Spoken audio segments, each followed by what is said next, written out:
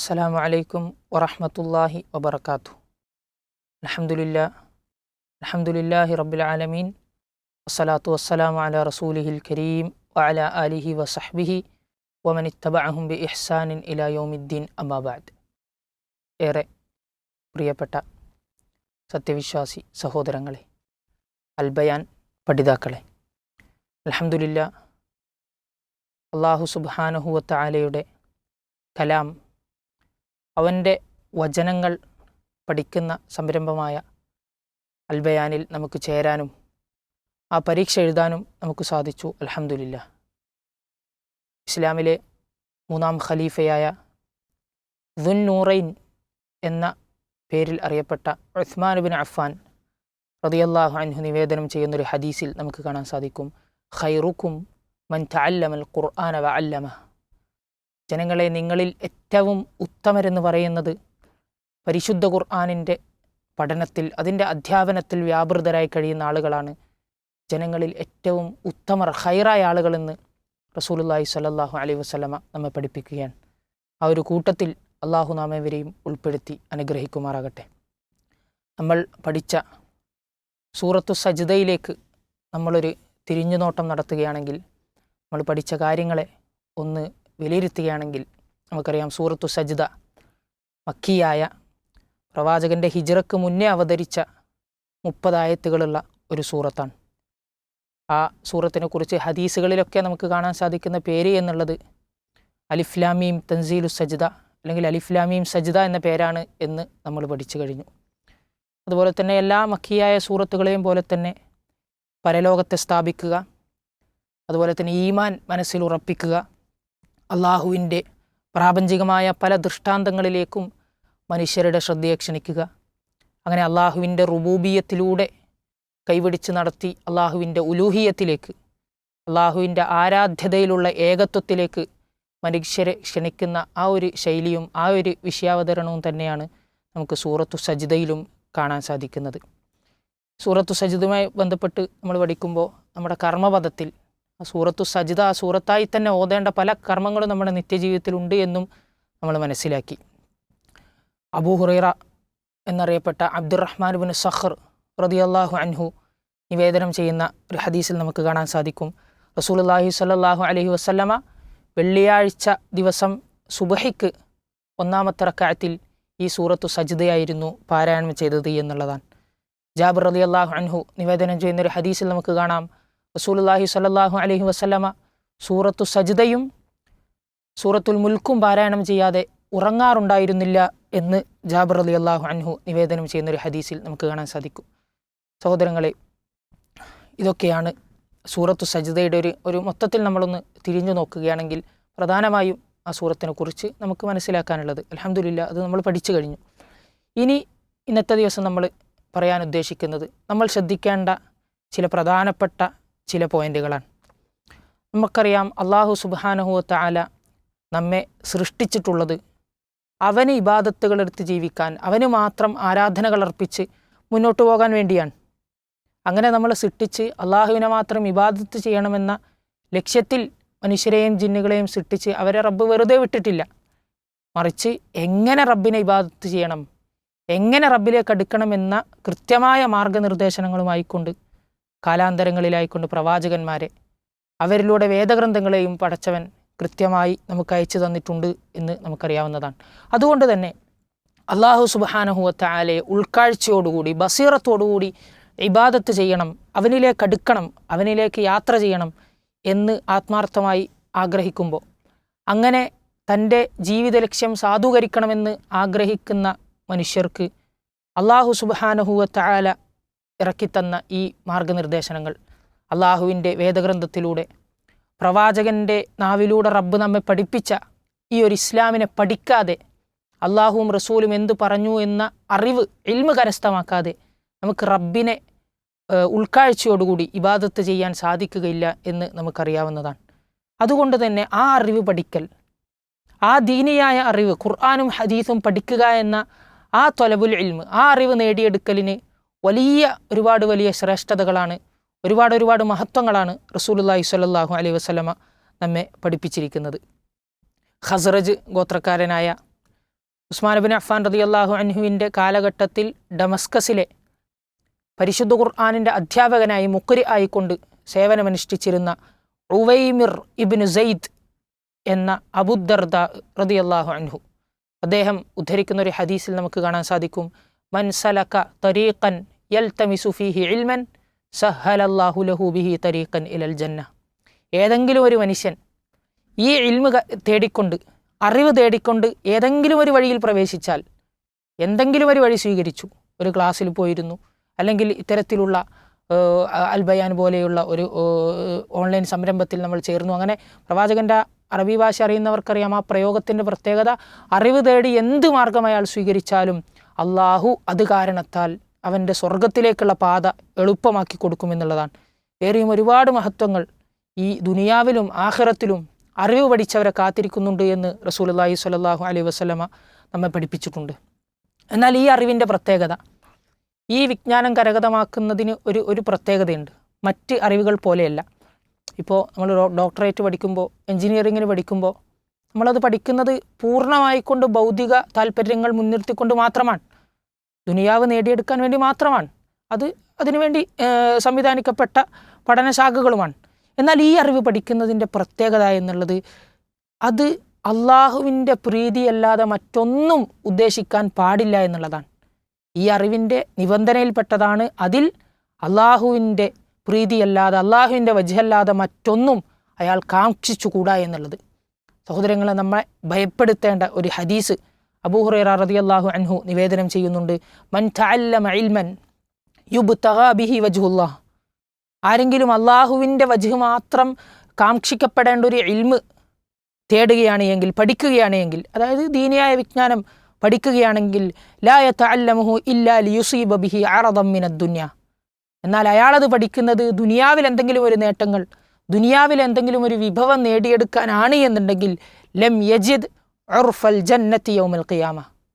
നാളെ പരലോക നാളിൽ പരിശുദ്ധമായ സ്വർഗത്തിൻ്റെ പരിമളം പോലും ആസ്വദിക്കാൻ അയാൾക്ക് സാധിക്കുകയില്ല എന്ന ഭയപ്പെടുത്തുന്ന ഒരു ഹദീസ് നമ്മെ ഏവരെയും പിടിച്ചു കുലുക്കേണ്ടതാണ്.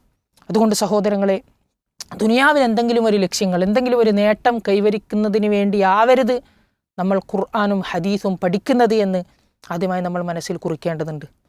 ഒരു പരീക്ഷയ്ക്ക് വേണ്ടി, ഒരു കോമ്പറ്റീഷന് വേണ്ടിയൊക്കെ നമുക്ക് പഠിക്കാവുന്നതാണ്. പക്ഷേ അതൊക്കെ കേവലം ഒരു പ്രേരകങ്ങളായിക്കൊണ്ട്, മാർഗങ്ങളായിക്കൊണ്ട് മാത്രം നമ്മൾ സ്വീകരിക്കുകയും അതൊന്നും അടിസ്ഥാന ലക്ഷ്യമായി മനസ്സിൽ കയറ്റാതിരിക്കുകയും നമ്മൾ വേണം. എന്തിനാണ് പഠിക്കുന്നത്? ഇത് അൽബയാൻ്റെ പരീക്ഷ എഴുതാൻ, അതിലൂടെ സമ്മാനം നേടിയെടുക്കാൻ എന്നാവരുത് നമ്മുടെ ലക്ഷ്യം. അങ്ങനെ സ്വീകരിക്കാവുന്നതാണ് ഒരു മാർഗമായിക്കൊണ്ട്. മറിച്ച് നമ്മുടെ അടിസ്ഥാന ലക്ഷ്യം റബ്ബിൻ്റെ പ്രീതി, അള്ളാഹു എന്നെ ഇഷ്ടപ്പെടണം, അള്ളാഹുവിനെനിക്ക് അവനുദ്ദേശിക്കുന്ന രൂപത്തിൽ ഇബാദത്ത് ചെയ്യണമെങ്കിൽ അവൻ എന്ത് പറഞ്ഞു എന്നതറിയണം എന്നതാവണം നമ്മുടെ അടിസ്ഥാന ലക്ഷ്യം എന്ന് നമ്മൾ മനസ്സിലാക്കണം. അതുകൊണ്ട് ഒന്നാമതായി ഉണർത്താനുള്ളത് നമ്മുടെ നീയത്ത് റബ്ബിൻ്റെ വജ്ഹ് മാത്രമായിരിക്കണം നമ്മുടെ മനസ്സിൽ ഈ ദീൻ പഠിക്കുമ്പോൾ ഉണ്ടാവേണ്ടത്. രണ്ടാമതായിക്കൊണ്ട് നമ്മൾ ശ്രദ്ധിക്കേണ്ട ഒരു കാര്യം എന്നുള്ളത്, നമ്മൾ ഈ പഠിച്ചത് അൽഹംദുലില്ലാഹ് സൂറത്തു സജ്ദ, ബൃഹത്തായ 30 ആയത്തുകളുള്ള സൂറത്തു സജ്ദ നമുക്ക് പഠിക്കാൻ സാധിച്ചു. അൽഹംദുലില്ലാഹ്, അള്ളാഹുവിൻ്റെ വലിയ ഔദാര്യമാണ്. അതുകൊണ്ട് തന്നെ ആ പഠിച്ചതിൽ നമ്മുടെ ജീവിതത്തിലേക്ക് തുന്നിച്ചേർക്കേണ്ട കർമ്മങ്ങൾ, അത് നമ്മുടെ ശരീരങ്ങൾ കൊണ്ട് ചെയ്യേണ്ട കർമ്മങ്ങളുണ്ടാകും, നമ്മുടെ ഹൃദയത്തിൽ നമ്മൾ കയറ്റിവെക്കേണ്ട വിശ്വാസങ്ങളുണ്ടാകും. നമ്മൾ പരലോകത്തെക്കുറിച്ച് പഠിച്ചു, അവിടെ സംഭവിക്കുന്ന ചില കാര്യങ്ങൾ, സത്യനിഷേധികളുടെ അവസ്ഥകൾ നമ്മൾ പഠിച്ചു. അതങ്ങനെയാണ് എന്ന് വിശ്വസിക്കൽ ആയത്ത് പഠിച്ച നമ്മെ സംബന്ധിച്ചിടത്തോളം ബാധ്യതയാണ്. അത്തരത്തിൽ നമ്മുടെ സംസാരത്തിലും നമ്മുടെ പ്രവർത്തനത്തിലുമൊക്കെ കൊണ്ടുവരേണ്ട അമലുകൾ നമ്മൾ കൊണ്ടുവരണം എന്ന് നമ്മൾ മനസ്സിലാക്കണം. കാരണം അല്ലാഹു സുബ്ഹാനഹു വ തആല ഇവർ വിജയിച്ചവരാണ്, ഇവരെക്കുറിച്ച് അള്ളാഹു തൃപ്തിപ്പെട്ടു എന്ന് സർട്ടിഫിക്കറ്റ് നൽകിയ സ്വഹാബത്ത് റളിയല്ലാഹു അൻഹും അജ്മഈൻ പരിശുദ്ധ ഖുർആൻ പഠിച്ച രീതി അതായിരുന്നു സഹോദരങ്ങളെ. ഉസ്മാൻ റളിയല്ലാഹു അൻഹു, ഉബയ്യ് ഇബ്നു കഅബ്, അതുപോലെ തന്നെ ഇബ്നു മസ്ഊദ് റളിയല്ലാഹു അൻഹും അജ്മഈൻ, ഇവരെ തൊട്ടൊക്കെ താബിഈങ്ങൾ റിപ്പോർട്ട് ചെയ്യുന്നുണ്ട്. ഇവരൊക്കെ ഒരു 10 ആയത്ത് പഠിച്ചു കഴിഞ്ഞാൽ, ഒരു 10 ആയത്ത് പഠിച്ചാൽ 11ാമത്തെ ആയത്ത് പഠിക്കൂല. ഏതുവരെ? അവർ ആ 10 ആയത്തിൽ എനിക്ക് അമലാക്കാനുള്ള കാര്യങ്ങൾ എന്തൊക്കെയുണ്ട് എന്ന് പഠിച്ച് ജീവിതത്തിൽ കൊണ്ടുവരാതെ 10 ആയത്തുകൾ സ്വഹാബികൾ മുന്നോട്ട് കൊണ്ടുപോകില്ല എന്നുള്ളതാണ്. അതുകൊണ്ട് തന്നെ അബൂ അബ്ദുറഹ്മാൻ അബ്ദുല്ലാഹി ഇബ്നു ഉമർ ഇബ്നുൽ ഖത്താബ് റളിയല്ലാഹു അൻഹുമ, അദ്ദേഹത്തിൻ്റെ ഖുർആൻ പഠനത്തിൻ്റെ ചരിത്രം നമ്മെ അത്ഭുതപ്പെടുത്തുന്നതാണ്. അദ്ദേഹം സൂറത്തുൽ ബഖറ പഠിച്ചത് അദ്ദേഹം സൂറത്തുൽ ബഖറ പഠിച്ചത് 12 വർഷം എടുത്തിട്ടാണ് എന്നുള്ളതാണ്. അപ്പോൾ തന്നെ നമുക്ക് മനസ്സിലാക്കാം അത് കേവലം ഒരു ഹിഫ്ലാക്കലായിരുന്നില്ല, മറിച്ച് അതിലെ ഓരോ ആയത്തിലുമുള്ള അഹ്കാമുകൾ എൻ്റെ ജീവിതത്തിൽ കൊണ്ടുവരേണ്ട വിധിവിലക്കുകൾ ജീവിതത്തിൽ അമലും കൂടെ ഇൽമിൻ്റെ കൂടെ പഠിച്ചു എന്നുള്ളതാണ് സ്വഹാബികളുടെ ചരിത്രത്തിൽ നമുക്ക് കാണാൻ സാധിക്കുന്നത്. അതുകൊണ്ട് സഹോദരങ്ങളെ, നമ്മൾ സൂറത്തു സജ്ദ പഠിച്ചു, മക്കിയായ സൂറത്തായ സൂറത്തു സജ്ദ പഠിച്ചു. അത് കാരണത്താൽ എൻ്റെ ഈമാനിന് എന്ത് വർധനമാണ്, എൻ്റെ ഈമാനിൽ എന്താണ് എനിക്ക് തുന്നിച്ചേർക്കാൻ സാധിച്ചത് എന്ന് കർമ്മമായിക്കൊണ്ടും വിശ്വാസമായിക്കൊണ്ടും എന്താണ് എനിക്ക് ചേർക്കാൻ പറ്റിയത് എന്ന് നമ്മൾ ആലോചിക്കേണ്ടതുണ്ട്. നമ്മൾ ആ സൂറത്തിൽ പഠിച്ചു, അള്ളാഹുവിൻ്റെ ആയാത്തുകൾ കേൾക്കുമ്പോൾ, അള്ളാഹുവിൻ്റെ ദൃഷ്ടാന്തങ്ങൾ കേൾക്കുമ്പോൾ, അള്ളാഹുവിലേക്ക് ക്ഷണിക്കപ്പെടുമ്പോഴുള്ള മുഅ്മിനീങ്ങളുടെ നിലപാടുകളെക്കുറിച്ച്, സത്യനിഷേധികളുടെ നിലപാടുകളെക്കുറിച്ച് നമ്മൾ മനസ്സിലാക്കി പഠിച്ചു. അൽഹംദുലില്ലാ. അതിൽ നമ്മൾ എവിടെയാണ് നിൽക്കുന്നത് എന്ന് നമ്മൾ മാറിയിരുന്ന് ഉറ്റാലോചിക്കേണ്ടതുണ്ട്. അതുപോലെ തന്നെ അതിൻ്റെ കൂടെ സൂറത്തു സജ്ദയിൽ നമ്മൾ അള്ളാഹുവിൻ്റെ സൃഷ്ടി വൈഭവങ്ങളെക്കുറിച്ച് മനസ്സിലാക്കി. അള്ളാഹു മനുഷ്യനെ സൃഷ്ടിച്ച വ്യത്യസ്ത ഘട്ടങ്ങളെക്കുറിച്ച്, മറ്റ് പ്രാപഞ്ചിക പ്രതിഭാസങ്ങളെക്കുറിച്ചൊക്കെ അള്ളാഹു പ്രതിപാദിച്ചത്, അത് കേവലം ഇങ്ങനെ പഠിച്ചു പോവുക എന്നതിനപ്പുറം അതിൽ അള്ളാഹുവിൻ്റെ ആ സൃഷ്ടി മഹാത്മ്യത്തെക്കുറിച്ച് ഉറ്റാലോചിക്കാൻ, തദബ്ബുർ ചെയ്യാൻ നമ്മൾ തയ്യാറാകേണ്ടതുണ്ട്. അത്തരത്തിൽ നല്ല നിയ്യത്തിൽ നമ്മൾ പരിശുദ്ധ ഖുർആനിനെ തദബ്ബുർ ചെയ്യാൻ, ഉറ്റാലോചിക്കാൻ ഉദ്ദേശിക്കുകയാണെങ്കിൽ അള്ളാഹു നമുക്ക് മറ്റാർക്കും തുറന്നു കൊടുക്കാത്ത ഒരുപാട് വാതിലുകൾ നമുക്ക് തുറന്നു തരുമെന്നും ഒരുപാട് നേട്ടങ്ങൾ നമുക്ക് ദുനിയാവിലും ആഖിറത്തിലും നേടിയെടുക്കാൻ സാധിക്കുമെന്ന് നമ്മൾ മനസ്സിലാക്കുക.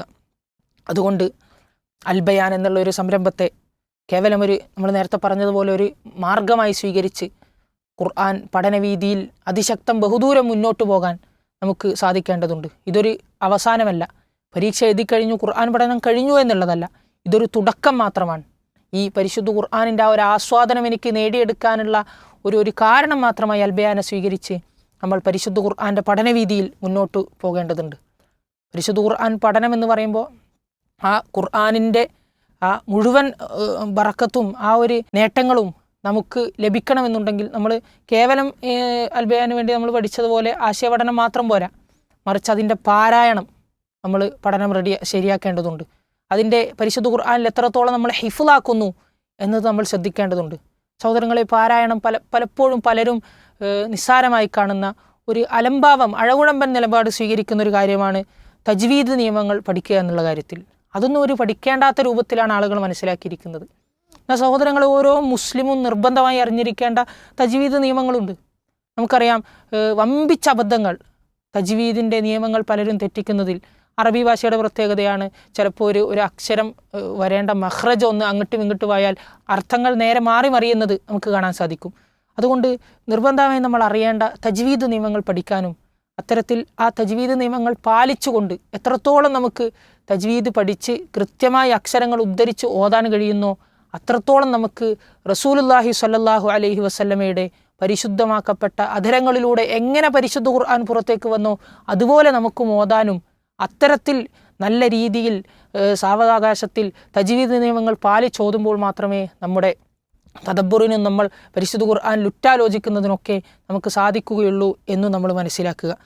റസൂലുള്ളാഹി സ്വല്ലല്ലാഹു അലൈഹി വസല്ലമ പറയുന്നതായി സഅദ് ബിൻ അബി വഖാസ് റളിയല്ലാഹു അൻഹു നിവേദനം ചെയ്യുന്നതായി നമുക്ക് കാണാൻ സാധിക്കും, ലൈസ മിന്ന മൻ ലം യതഗന്ന ബിൽ ഖുർആൻ. പരിശുദ്ധ ഖുർആൻ നല്ല ഈണത്തിൽ നല്ല രീതിയിൽ പാരായണം ചെയ്യാത്ത ആളുകൾ നമ്മിൽപ്പെട്ടവനല്ല എന്നുള്ളതാണ്. അപ്പോൾ നമ്മൾ പരിശുദ്ധ ഖുർആൻ ഓതേണ്ട നിയമങ്ങൾ പഠിക്കാൻ വേണ്ടി സമയം കണ്ടെത്തുകയും അത്തരത്തിൽ നല്ല രീതിയിൽ മാറിയിരുന്ന് നല്ല ഈണത്തിൽ പറ്റുന്നതുപോലെയുള്ള ഈണത്തിൽ നിയമങ്ങൾ പാലിച്ചുകൊണ്ട് ഓതൽ നമ്മുടെ ബാധ്യതയാണ് എന്ന് നമ്മൾ മനസ്സിലാക്കേണ്ടതാണ്. രണ്ടാമതായിക്കൊണ്ട് നമ്മൾ പറഞ്ഞു, പരിശുദ്ധ ഖുർആനിൻ്റെ ഹിഫ്ള് നമ്മൾ കാര്യമായി ശ്രദ്ധിക്കേണ്ടതാണ്. റസൂലുള്ളാഹി സ്വല്ലല്ലാഹു അലൈഹി വസല്ലമ പറഞ്ഞതായി അബ്ദുല്ലാഹി ബിൻ അംർ ബിൻ അൽ ആസ് റളിയല്ലാഹു അൻഹുമ നിവേദനം ചെയ്യുന്ന ഹദീസിൽ നമുക്ക് കാണാൻ സാധിക്കുന്നതാണ്,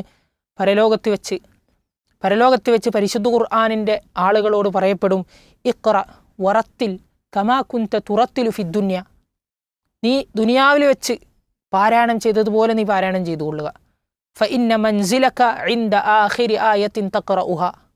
നിന്റെ സ്വർഗത്തിലെ സ്ഥാനം എന്ന് പറയുന്നത് നീ ഖുർആൻ ഓതി എവിടെ അവസാനിപ്പിക്കുന്നുവോ അവിടെയായിരിക്കും നിന്റെ സ്വർഗത്തിലെ സ്ഥാനം എന്നുള്ളതാണ്. ഈ ഹദീസ് വെച്ച് പണ്ഡിതന്മാർ സ്വർഗത്തിൽ പരിശുദ്ധ ഖുർആനിലെ ആയത്തുകൾക്കനുസൃതമായിട്ട് തട്ടുകളുണ്ട് എന്നും അത് മുഴുവൻ നമുക്കവിടെ ഓതാൻ സാധിക്കുകയാണെങ്കിൽ ആ പരിശുദ്ധമായ സ്വർഗത്തിലെ ഏറ്റവും ഔന്നിത്യങ്ങൾ തന്നെ നമുക്ക് കരഗതമാക്കാൻ സാധിക്കുമെന്നും പരിശുദ്ധ ഖുർആൻ നല്ല രീതിയിൽ ഹിഫ്ളാക്കിയ ആളുകളെക്കുറിച്ച്, അത് മരണം വരെ ആ ഹിഫ്ളിനെ കൊണ്ട് നടന്ന ആളുകളെക്കുറിച്ച് നമുക്ക് ഈ ഒരു മഹത്വം മനസ്സിലാക്കാൻ സാധിക്കുമെന്നും പണ്ഡിതന്മാർ നമ്മെ പഠിപ്പിച്ചു തരുന്നുണ്ട്. അതുകൊണ്ട് ഇത്രമാത്രം മഹത്വങ്ങളുള്ള അള്ളാഹുവിൻ്റെ കലാമ് പഠിക്കുക ഇനിയും ഒരുപാട് പറയാനുണ്ട്.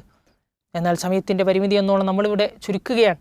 അപ്പോൾ പരിശുദ്ധ ഖുർആൻ ധാരാളമായി പഠിക്കാനുള്ള ഒരു തുടക്കമായി അൽബയാനെ സ്വീകരിച്ചുകൊണ്ട് ഇനിയും ധാരാളമായി നമ്മുടെ നിത്യജീവിതത്തിൽ കൃത്യമായ ടൈം ടേബിൾ ഉണ്ടാക്കി ദിനേന ഒരായത്തെങ്കിലും ആശയം പഠിക്കുമെന്ന്, ഒരു ആഴ്ചയിലൊക്കെ ഒരു സൂറത്തെങ്കിലും ചെറിയ ചെറിയ സൂറത്തുകളുടെ തഫ്സീറുകൾ മനസ്സിലാക്കുമെന്ന് നമ്മുടെ മുന്നിൽ ലഭ്യമായ ഒരുപാട് ഓൺലൈൻ സംരംഭങ്ങളുണ്ട്. നമ്മുടെ കൈക്കുമ്പിളിലുള്ള മലയാളത്തിലുള്ള തഫ്സീറുകളും ഖുർആൻ പഠന സഹായികളുമുണ്ട്. അതൊക്കെ ഉപയോഗിച്ച് പരിശുദ്ധ ഖുർആൻ്റെ പഠനത്തിൽ ഒരുപാട് മുന്നോട്ട് പോകാൻ നമുക്ക് സാധിക്കേണ്ടതുണ്ട്. അള്ളാഹു നാം ഏവരെയും പരിശുദ്ധ ഖുർആനിൻ്റെ അഹ്ലുകാരിൽ, പരിശുദ്ധ ഖുർആനിൻ്റെ അസ്ഹാബിൽ നാം ഏവരെയും റബ്ബ് സുബ്ഹാനഹു വ തആല ഉൾപ്പെടുത്തി അനുഗ്രഹിക്കുമാറാകട്ടെ. വസല്ലല്ലാഹു അലാ നബിയ്യനാ മുഹമ്മദ്.